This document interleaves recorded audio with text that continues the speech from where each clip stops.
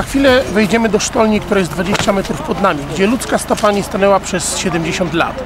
Ale cała ta historia zaczęła się o wiele wcześniej.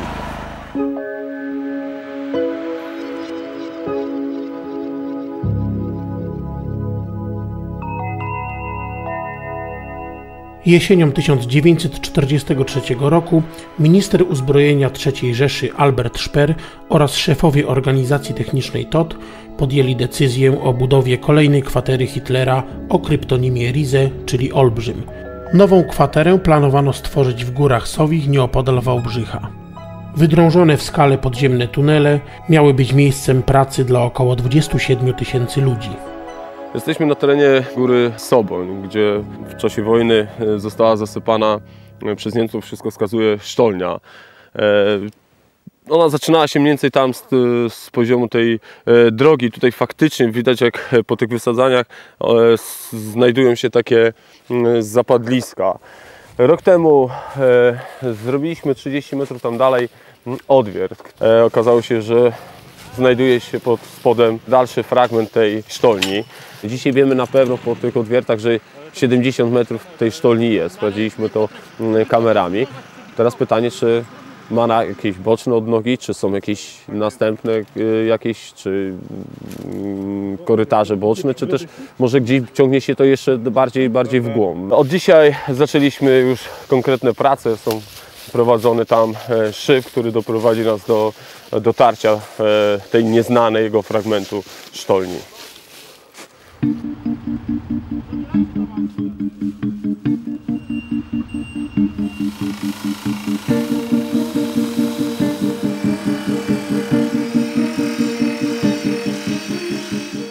To przedsięwzięcie to jest po 70 latach praktycznie jedyne takie duże. Do tej pory nikt tego jeszcze nie robił, ale też mamy przede wszystkim tą pewność, że tam pod spodem faktycznie coś jest. No i tak jak widać, zaczęły się prace już od wczoraj, gdzie nawiercaliśmy troszeczkę otworów, które jak widać dużo pomogły, dlatego że ta koparka dzisiaj może zejść już na ładnych parę metrów, a dalej będziemy już prowadzić pracę ręcznie. Tak mniej więcej wygląda ta dziura w tej chwili, bo tu koparka tak wybrała, nie? I gdzieś tu na tej głębokości 6 metrów wstawił obelkowanie z dosyć grubych belek.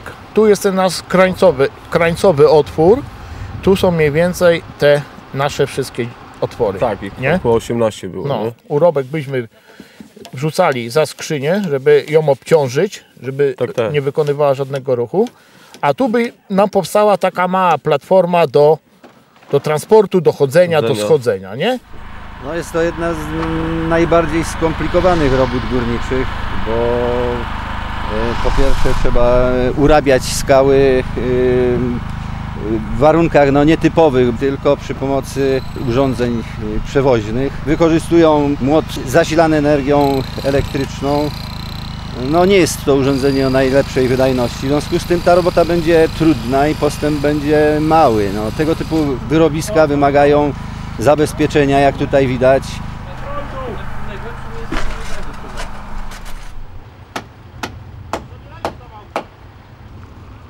To, że prowadzimy tą eksplorację, może nieraz właśnie w taki sposób, gdzie jest ten sprzęt i tak dalej, ale zawsze pamiętamy, że tutaj tysiące ludzi zmarło, zginęło przy tych pracach. To są pozostałości właśnie po barakach, które tutaj stały. Ale Góry Sowie posiadają dziesiątki takich miejsc. Prace budowlane rozpoczęto pod koniec 1943 roku.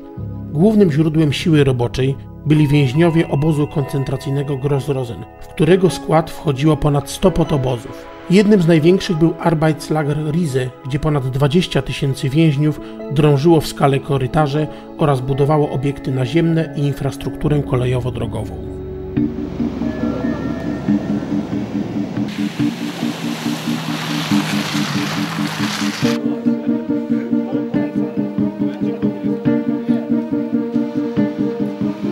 Kiedy na początku mogliśmy nawet zrobić do 2 metrów w ciągu weekendu, no tak teraz no niestety około 40 cm, no ale niestety ten materiał skalny jest coraz twardszy.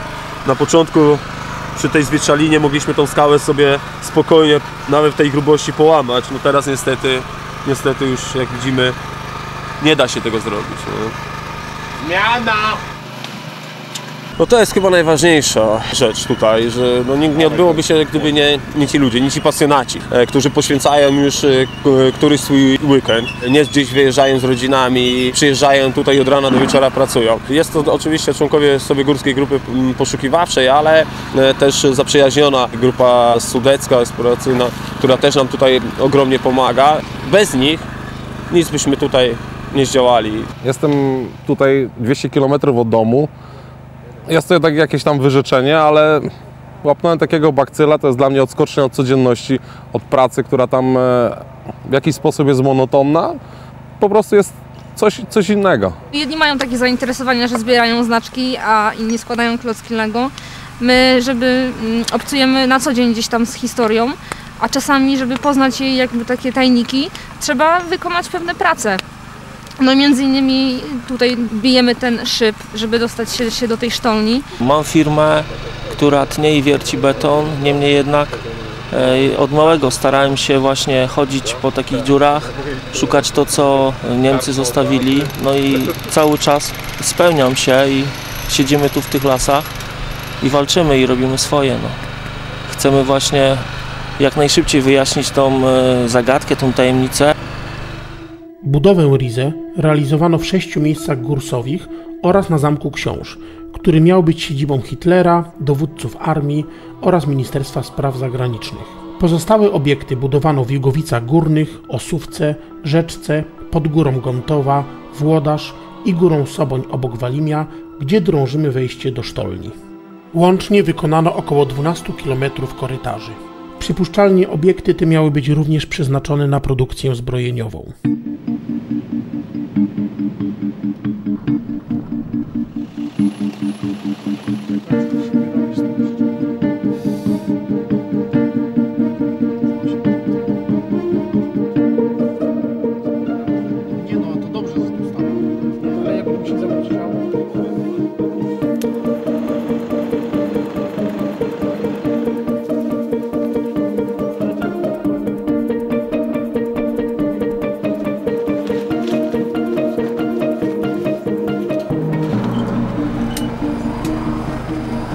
Niestety jeszcze nie będziecie mogli wejść. Najpierw musimy tam sprawdzić, czy jest bezpiecznie. Zeszedł saper, archeolog, który też musi oczywiście tam sprawdzić zawartość tej sztolni. Także musicie jeszcze niestety chwilkę zaczekać. Jako saper, mając nadzór pirotechniczny, na tym musiałem zobaczyć, czy nie ma, czy czegoś Niemcy nie zostawili po prostu, bo mogli nawet zostawić sam materiał, albo jakieś ładunki, które nie zostały odstrzelone. Wykieruj kamerę tutaj, kręć ją. I schodzę teraz, czy... Obciąża pan teraz zawisnąć. Zawisnąć. Tylko się trzymać dystans od ściany. Jedziemy.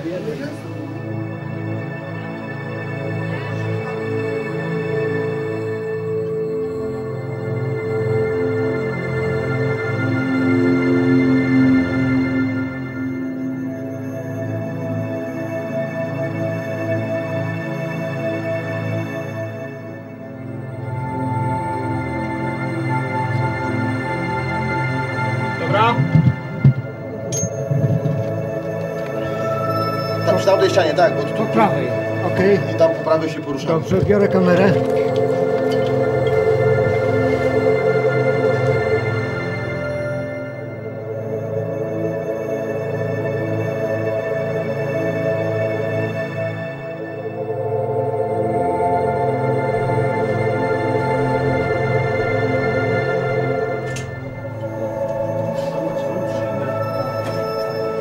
To jest taki aparat, który wykrywa, czy nie mamy gazów, czy jest tyle powietrza, ile potrzeba, żeby tutaj bezpiecznie przebywać.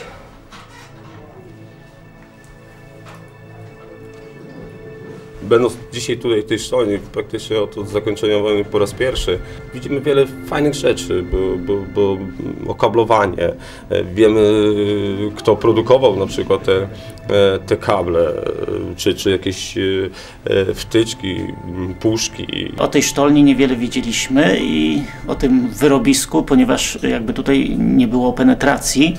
Mamy wiadomości o sztolni numer 1, 2, natomiast Mamy kolejny element z układanki i myślę, że no, mamy poszerzenie wiedzy zarówno o technice drążenia takich obiektów, jak i z punktu widzenia historycznego może uda się jakąś przynajmniej małą uzyskać odpowiedź, w jakim celu one zostały zrobione. Analiza tego, co leży tutaj na ziemi, ewentualnie co pozostało w ścianach, które by dały odpowiedź na temat udziału, jakie były przedsiębiorstwa w to zaangażowane, jacy ludzie. Niedługo przed wkroczeniem Rosjan hitlerowcy pospiesznie ewakuowali więźniów. Część sztolni kompleksu Rizy wysadzili w powietrze i zamaskowali. 8 maja 1945 roku Armia Czerwona zajęła Wałbrzych i rejon Górsowich, rozpoczynając penetrację podziemnych korytarzy. Większość ich wyposażenia Sowieci zdemontowali i wywieźli. Tutaj faktycznie, o popatrz. Oryginalna żarówka. Lampa. To zostałoby na pewno wyszabrowane, gdyby to powolnie by była. Więc dopiero czeka nas tutaj jeszcze parę godzin penetracji całej tej sztolni. Niesamowite są te odwierty, bo one są jakby w drugą stronę robione. Po jednej linii są. Dlaczego one są robione tam właśnie? Tak jakby tu może miał być bity jakaś hala? No bo one ewidentnie idą do góry. To wszystko wygląda tak, jakby oni następnego dnia mieli tu wejść z powrotem i robić. Po tych rzeczach widać. Ale w jakim to jest stanie? Zobacz, to jest idealny stan. Ale nie ma sygnatury tutaj. Dobrze by było znaleźć jakiś materiał, który by świadczył, czy była penetrowana po okresie zakończenia II wojny światowej. Chyba nie. Musiała być zamknięta, dlatego że kable by najprawdopodobniej wyszabrowano, by na zostały przodzie od pierwsze wejścia i... nie ma śladów wybuchu. No ale torowiska, kable, to zostałoby wyszabrowane. Także tutaj po wojnie nikogo nie było. Trzeba uważać na tą rurę wentylacyjną, bo ona już jest w tak kiepskim stanie, że grozi. Zresztą tu nawet widać, że to już ten element cały zbutwiał i w momencie dotknięcia to się zawali. Tu jest kolejny fajny, oryginalny element. Tu nawet jest kawałek kilofa jeszcze właśnie. Tu jest świetną rzeczą ta strzałka. Oryginalna niemiecka fluorescencyjna strzałka. Podejrzewam, że ona spadła, bo pod tą strzałką widać jeszcze drewno. Czyli ona musiała być przyklejona. Albo przybita do deski, do budowy. Mamy zawał. No, dlatego też nie mogliśmy, nie przebijaliśmy się od czoła. Nie dałoby rady. On jednak ciągnął się na duże odległości i stąd właśnie ten szyb, który musieliśmy tutaj wykonać. I w ten sposób nasza historia, przynajmniej na tym etapie, dobiega końca. Nasza kamera telewizji Wrocław towarzyszyła tej przygodzie od pół roku, od czerwca. 3 miesiące ciężkich prac, które ludzie tutaj wykonywali, pasjonaci historii Górsowich, spowodowało to, że dzisiaj mogliśmy obejrzeć to, co jest w tej sztolni. Jeżeli ktoś jest rozczarowany tym, co tu znaleźliśmy, to chciałbym podkreślić, że te artefakty są o wiele cenniejsze niż skarby w postaci złota. Te żarówki, kilofy, narzędzia, zresztą część z nich znajdzie się w muzeum w Walimiu, będzie można je tam oglądać, są bardzo cenne. Artefakty mają duży walor poznawczy. Ta sztolnia oczywiście będzie jeszcze wymagała bardziej dokładnych badań.